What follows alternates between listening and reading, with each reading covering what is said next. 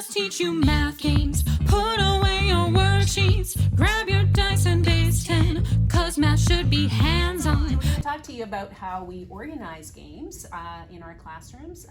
I'm going to talk to you about a perspective of K to 3, and Nadine will talk about Div 2. Yeah, 4 to 6. So one of the things that our games for Mathmania, they're really, really low prep. So all you're really going to need are some cards, some dice, and maybe some counters, and a whiteboard. But they're very, very low prep, and you'll see that they can be differentiated in different levels. Okay, so I guess I'll start, right? Okay, yeah, go for it. All right, so in my classroom, I have a bin of dice, bin of counters, bin of cards. And when we want to play a certain game, the kids come up and they grab the materials that they need.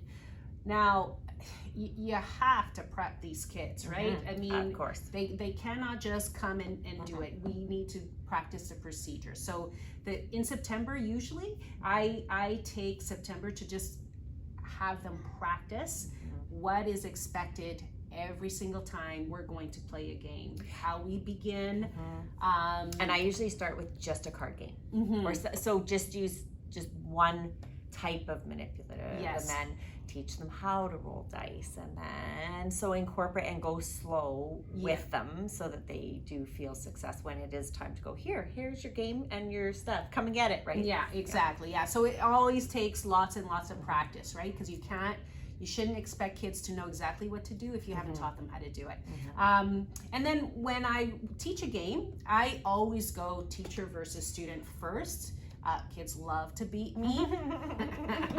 They love to beat me because I kind of rig it a little bit sometimes. You never know. They love it. They get all excited. And, So I always teach it as a whole group first, and then I then pull like a group of 2 or 3 kids in a table. We play it again. I get to see that they understand what they need to do. And then those 3 kids then become the experts of the game. And then I put them in different groups. So it kind of depends, but I always start whole class first and then move on to individual.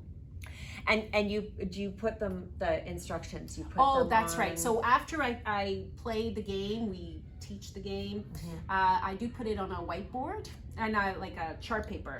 And then and then that's posted on the wall so that it's a visual reminder of the rules and the steps to play the game. Yeah, and Division 2 can be different. You have to know your children. But sometimes what we do is we just have the instructions, and not always do we play teacher versus students. We could do small groups, but I put everything they need in a Ziploc bag, all the instructions, because most of the time there's someone in the group that can read instructions. We read it together first, but then they go ahead and then they can pick the manipulatives that they need for it. But again, you're starting that in September. The first day I play a game and we start really slow and we just pick something with cards, and then so that they know the process, they know my expectations during games. And then when you get into it, whether you're going to start a unit off with it, whether you're going to use it at the end, or whether you're just using it to just an alternative way for practicing that skill, then they can always pick it up later during free time.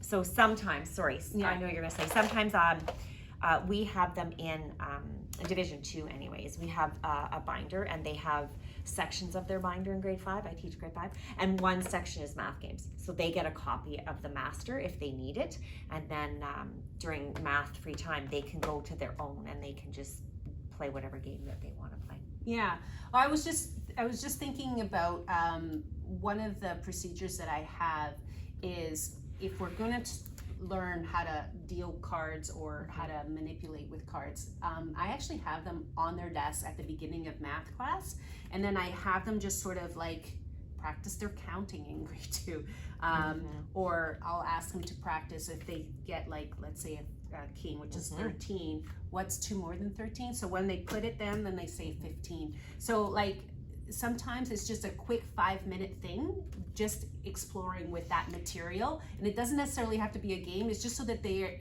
kind of know how the material can be used. And lots of kids, even in Division 2, have never played with cards. Some children don't know what a jack looks like. So those are things that you're going to have to remember, that some children aren't going to know what a jack, queen, and king are, or an ace, or a joker. So you have to go through those things. The other thing, when I teach, I a little different than Sylvia though. I'll have the master, and I'll keep all the masters, and this will be left out with the masters. So whatever manipulatives they need, I leave it out with the master.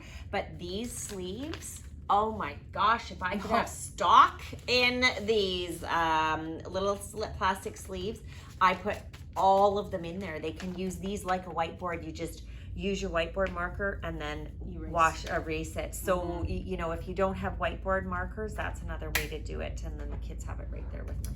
So we talked about just having it sort of all together like this. Another way to organize them is to have everything each child needs. So these are from Michael's. They're 16 in a case. So easy to store. And so if you can see that everything that we have in these bins is in here. So the dice are in there. Oh yeah, you can. Yeah, the dice, the counters, the felt here, and a deck of cards. And they're all in there. Sometimes I even put base 10 blocks in here too, that like for Division 2 can work.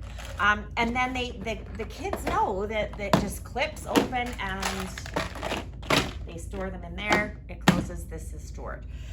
This is another way. We had this during COVID, that each child had their own math bin, and they just kept it in their cubby. And again, it's the same things. They have different counters though. You're going to use Unifix cubes, but there are some base 10 blocks, counters, some dice, and some cards. And each student had their own.